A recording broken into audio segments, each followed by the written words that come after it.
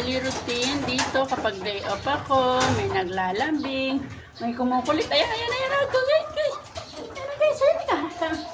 Kalbo. Halika dali. Kalbo. Ugoy. Ayan o. Siloso to masyado eh.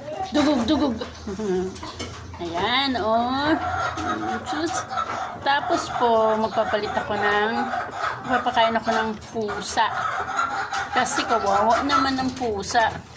Yun o, gulo o. Makulit si Kalbo eh. Halika dali, Kalbo. Ugoy. Mag-away ah.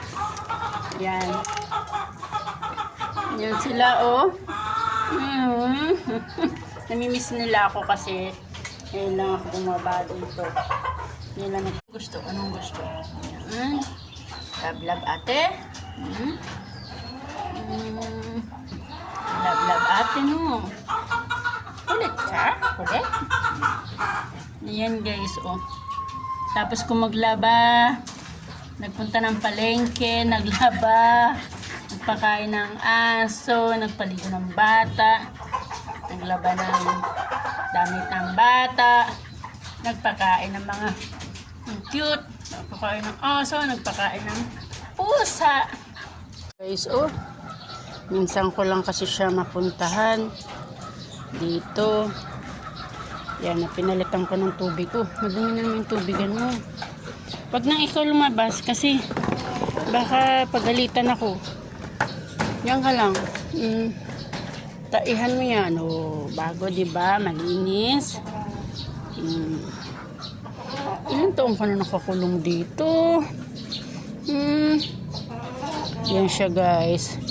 Medyo hindi ako busy kaya napuntahan ko sila dito. At yung mga aso ko pinagdidilaan yung mukha ko o may aso na ako. Okay, ayan. Thank you for watching. Okay, so nakalabas siya kahit sandali. Ayan o, cute o. Dito lang makuryente ka dyan. Yan, sige. Kahit ilang minuto, labas ka dyan. Habang nandito ako, pasyal ka muna. May naiinggit. Ayun o.